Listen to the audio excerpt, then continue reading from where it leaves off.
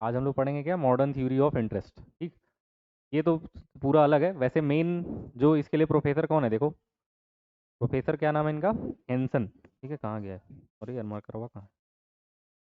ये professor Henson, learner और Hicks. ठीक है, वैसे कभी कभी जैसे एग्जाम में, जैसे मान लो एमसीक्यू एग्जाम है, तो वहाँ पे इनका नाम नहीं आता है। ठीक है, हमेशा लिखा रहता है कि हैंसन और हिक्स की थ्योरी का क्या नाम था, इंटरेस्ट। ठीक है, तो इन्होंने मॉडर्न थ्योरी दिया था, लर्नर नहीं आते उतना, लेकिन है इसीलिए इसका नाम क्या है, देखो यहाँ पे नीचे लिखा है, हिक्स एंड हैंसन सिंथेसिस। ठीक है, लर्नर का नाम नहीं है ना, तो इसीलिए मेनली किसको माना जाता है कि जो हिक्स और हैंसन थे, इन्होंने मॉडर्न थ्योरी ऑफ इंटरेस्ट का जन्म दिया था। ठीक है, देखो इन्होंने बोला क्या, इन्होंने कंबाइन कर दिया by combining the classical theory and liquidity preference theory, ये जो कि किन्स ने दिया था, of Keynes four curves, namely investment demand curve and saving curve. ठीक है, इन्होंने दो कर्व को अपने पास रखा है, कौन कौन सा, एक इन्वेस्टमेंट और एक डिमांड।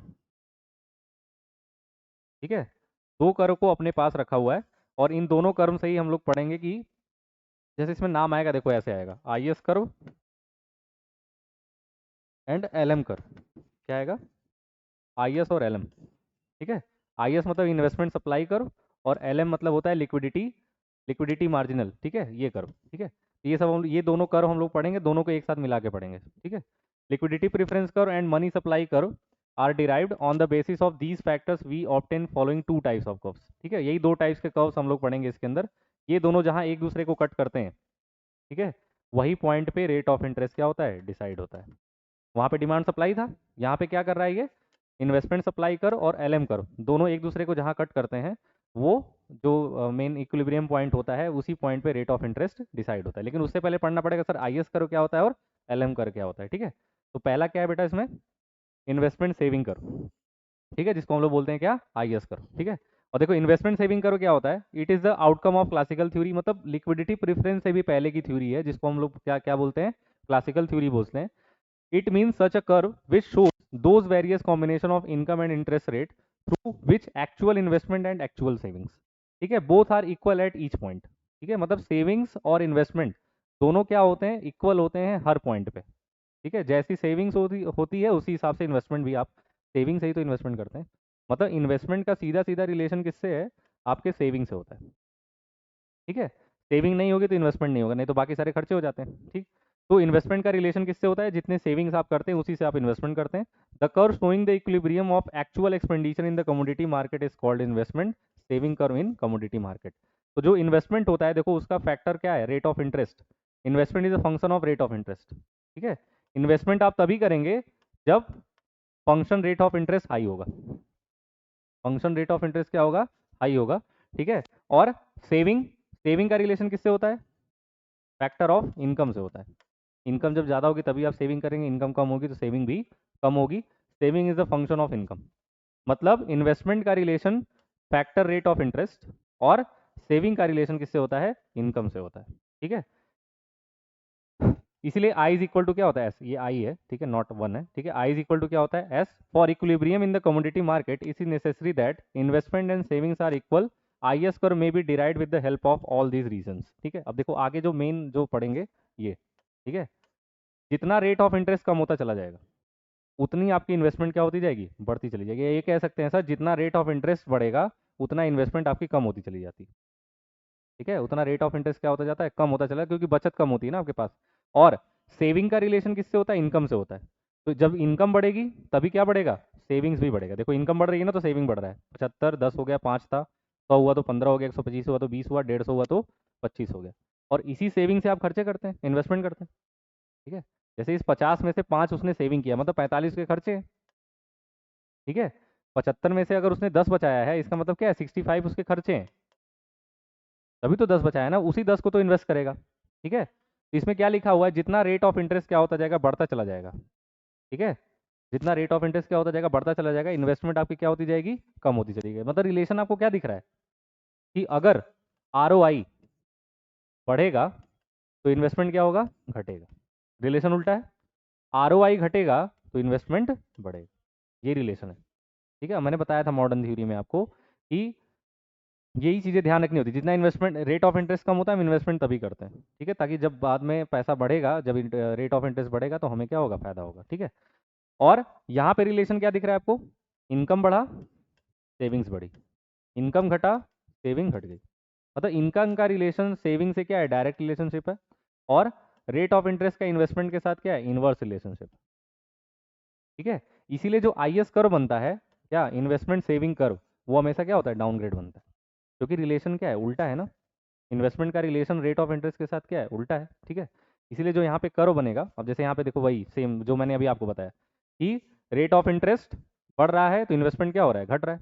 रेट ऑफ इंटरेस्ट घटा, इन्वेस्टमेंट क्या हो गया, बढ़ गया। तो यहाँ देखो रिलेशन, इनकम बढ़ा सेविंग बढ़ गई, ठीक है, क्योंकि इन्वेस्टमेंट का रिलेशन रेट ऑफ इंटरेस्ट से है और सेविंग का रिलेशन फैक्टर ऑफ इनकम से। ये क्लासिकल थ्योरी बोलती है, मैं नहीं बोल रहा हूँ। आप ये नहीं कि सर आप ही तो मुंह से बोल रहे हैं, नहीं, ये इसमें लिखा हुआ है कि इन्वेस्टमेंट का रिलेशन रेट ऑफ इंटरेस्ट से होता है और सेविंग का रिलेशन किससे होता है बेटा, इनकम से होता है। तो इनकम और सेविंग का रिलेशन डायरेक्ट रिलेशनशिप होता है, इनकम बढ़ेगी तो सेविंग बढ़ेगी, इनकम घटेगी तो सेविंग भी घट जाएगी।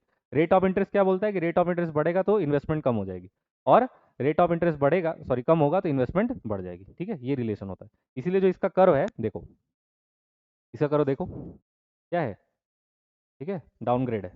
इसका कर्व क्या है, डाउनग्रेड है, क्योंकि जितना रेट ऑफ इंटरेस्ट हम बढ़ाते चले जाएंगे, ठीक है, जितना रेट ऑफ इंटरेस्ट हम बढ़ाते चले जाएंगे उतनी मेरी इन्वेस्टमेंट क्या होती जाएगी, कम। यही तो रिलेशन था ना, कि जितना हम इन्वेस्टमेंट बढ़ाएंगे, सॉरी, रेट ऑफ इंटरेस्ट बढ़ाएंगे, उतना मेरा इनकम क्या होता जाएगा, सॉरी, इन्वेस्टमेंट क्या होता जाएगा, घटता चला जाएगा। इसलिए जो IS कर्व होता है, ये जो IS कर्व आपको दिख रहा है, इन्वेस्टमेंट सेविंग कर्व, वो हमेशा क्या होता है, डाउनग्रेड होता है, ठीक है।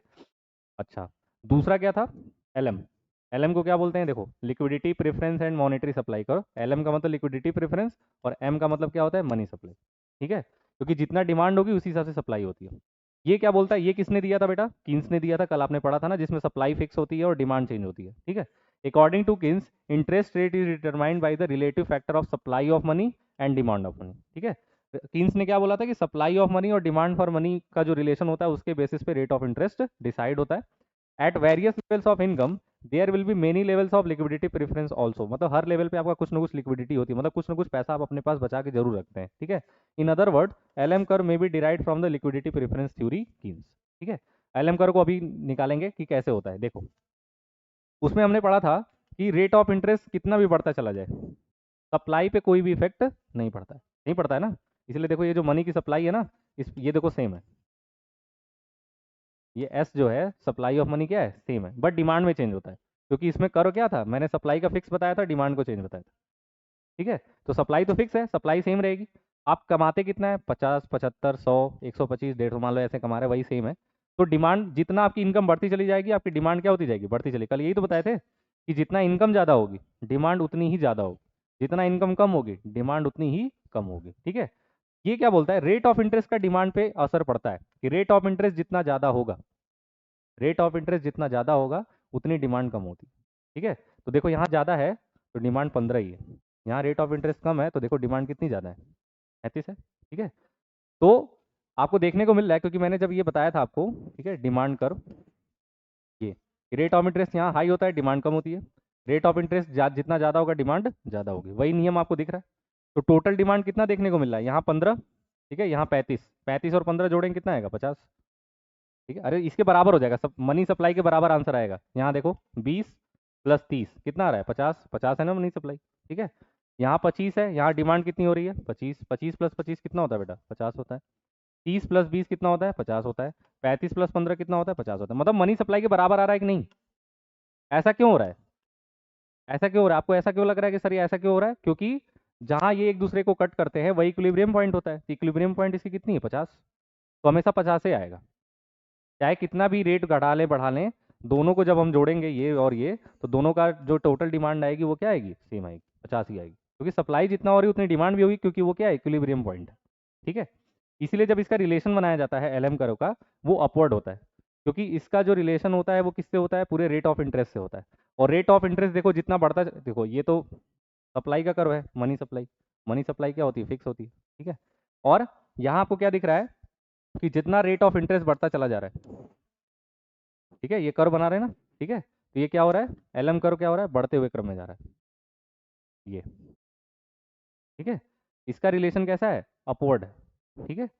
वहाँ का रिलेशन कैसा था, डाउनग्रेड था इन्वेस्टमेंट सेविंग का, क्योंकि वहाँ पे रेट ऑफ इंटरेस्ट और सेविंग इंटरेस्ट सॉरी इन्वेस्टमेंट का जो रिलेशन था वो क्या था, उल्टा था, कि जब रेट ऑफ इंटरेस्ट बढ़ा रहे थे, ठीक है, तो डिमांड घट रही थी, सॉरी इन्वेस्टमेंट घट रही थी। जब रेट ऑफ इंटरेस्ट घटा रहे थे तो क्या हो रहा था, इन्वेस्टमेंट बढ़ रही थी। यहाँ पे उल्टा है, जैसे जैसे ये बढ़ता चला जा रहा है आपका ये भी क्या होता जा रहा है, बढ़ता चला जा रहा है, मनी सप्लाई बढ़ती चली जा रही है। ठीक है, मनी सप्लाई की तो बात करें ना, एलएम का मतलब लिक्विडिटी प्रेफरेंस मनी सप्लाई करो, ठीक है, तो सप्लाई तो बढ़ती चली जा रही है, ठीक है, तो इसलिए ध्यान रखना है कि यहाँ पे रेट ऑफ इंटरेस्ट के बेसिस पे हम ये चीज़ें निकालते हैं, और यहाँ पे कर्व कैसा बनता है बेटा, अपवर्ड बनता है, ठीक है, और ये था इसका डाउनग्रेड, ठीक है, आईएस का क्या था, डाउनग्रेड था, ये आईएस कर्व है, मान लो मैं ऐसे बता दे रहा हूँ, आईएस कर्व ये है, और ये क्या है बेटा, एलएम कर्व। तो यहाँ पे रेट ऑफ इंटरेस्ट कहाँ डिसाइड होगा, जहाँ पे इक्विलिब्रियम पॉइंट होगा, ठीक है, तो इसीलिए देखो आगे जब बनाया होगा ये, देखो ये आईएस का कर्व और ये एलएम का कर्व, ठीक है, जहाँ ये एक दूसरे को कट किया है, वही जो वहाँ पे जितनी भी आपकी इनकम होगी उससे मतलब नहीं है, जितनी भी आपकी इनकम होगी उसी हिसाब से रेट ऑफ इंटरेस्ट क्या होता है यहाँ पे डिसाइड होता है, ठीक है, यहाँ पे इंटरेस्ट रेट का डिटर्मिनेशन वही होता है जहाँ पे आईएस और एलएम, आईएस कर्व और एलएम कर्व जहाँ एक दूसरे को कट करते हैं, वही रेट ऑफ इंटरेस्ट क्या होता है, डिसाइड होता है, ठीक है, इनकम चाहे कितनी भी उससे मतलब नहीं, इनकम बढ़ भी सकती है वाई थ्री हो सकती है, तो जहाँ पे ये कट करेगा उस हिसाब से क्या होगा, आपका रेट ऑफ इंटरेस्ट डिसाइड होगा। मान लो रेट ऑफ इंटरेस्ट मैंने बढ़ा दिया, मान लो रेट ऑफ इंटरेस्ट मैंने यहाँ कर दिया, तो अब बताओ क्या इफेक्ट पड़ेगा, ठीक है, आईएस कर्व तो कम हो जाएगा, ठीक है, लेकिन एलएम कर्व बढ़ जाएगा, तब आपको इनकम भी बढ़ानी पड़ेगी, ठीक है, इनकम क्या करनी पड़ेगी, बढ़ानी पड़ेगी जब रेट ऑफ इंटरेस्ट बढ़ेगा, ठीक है, और आपका जो इन्वेस्टमेंट सेविंग है वो कम हो जाएगा, क्योंकि रिलेशन यही बताया था ना मैंने कि जितना रेट ऑफ इंटरेस्ट बढ़ाऊंगा इन्वेस्टमेंट क्या होगा, घटेगा, वही हो रहा है ना, देखो रेट ऑफ इंटरेस्ट बढ़ाया, इन्वेस्टमेंट सेविंग कम हो गया, कम हुआ, लेकिन जो लिक्विडिटी प्रेफरेंस है रेट ऑफ इंटरेस्ट के बढ़ाने से क्या हो गया, बढ़ गया, ठीक है, रिलेशन यही बोलता है। अगर मैं मान लो रेट ऑफ इंटरेस्ट 4% कर देता हूँ, मान लो मैं रेट ऑफ इंटरेस्ट क्या कर दूँ 4%, देखो 4% करूंगा तो सेविंग देखो बढ़ जाएगा, सेविंग बढ़ जाएगा, ठीक है, इन्वेस्टमेंट सेविंग बढ़ गया, लेकिन एलएम जो है वो यहाँ पे कट करेगा, मान लो ये कम हो जाएगा, इधर आ जाएगा, ठीक है, तो रिलेशन देख रहे हो कि रेट ऑफ इंटरेस्ट कम किया, ठीक है, तो एलएम क्या हो गया, नीचे आ गया,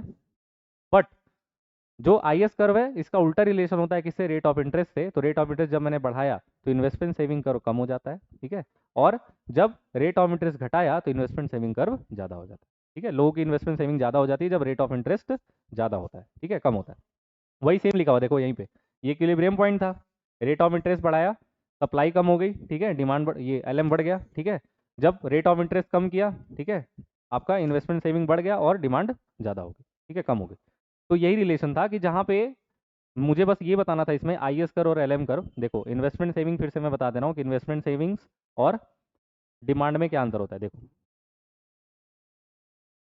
ये तो मान लो उन्होंने दिया था पागल टाइप लोग, देखो इन्वेस्टमेंट सेविंग में क्या है, यहाँ पे रिलेशन बस इतना है ध्यान रखना, इन्वेस्टमेंट का relation factor function of interest से होता है, सेविंग का रिलेशन फंक्शन ऑफ इनकम से होता है, ठीक है, और दोनों का रिलेशन उल्टा होता है, रेट ऑफ इंटरेस्ट जितना ज़्यादा होगा, ठीक है, इन्वेस्टमेंट उतनी कम होगी, रेट ऑफ इंटरेस्ट जितना कम होगा इन्वेस्टमेंट उतनी ज़्यादा होगी, ठीक है, रिलेशन उल्टा होता है, मतलब इन्वर्स रिलेशन बोल सकते हो, लेकिन सेविंग का रिलेशन इनकम से क्या होता है बेटा, डायरेक्ट रिलेशनशिप होता है, कि सेविंग बढ़ेगी, सॉरी इनकम बढ़ेगी सेविंग बढ़ेगी, इनकम घटेगी सेविंग घट जाएगी, इसीलिए इन्वेस्टमेंट इज इक्वल टू क्या होता है, सेविंग होता है, सेविंग से ही तो पैसा इन्वेस्ट करते हैं ना, ये हमेशा याद रखिए, investment is equal to saving क्यों लिखा है मैंने, क्योंकि सेविंग अगर करोगे तभी इन्वेस्ट करोगे, जो खर्चे हैं वो तो होंगे ही डेली के, आप 50 रुपये कमाते हैं 5 रुपये बचा लेते हैं, वही 5 रुपये इन्वेस्ट करेंगे ना शेयर मार्केट में, बॉन्ड्स में, डिवेंचर्स में, इसमें इन्वेस्ट करते हैं, ठीक है, लेकिन जो पैसा खर्च होता है वो तो खर्च होगा, ठीक है, तो इसीलिए इन्वेस्टमेंट इज इक्वल टू क्या होता है बेटा, सेविंग होता है, ठीक, और यहाँ पे रिलेशन मैंने बताया था आपको कि जैसे जैसे रेट ऑफ इंटरेस्ट बढ़ेगा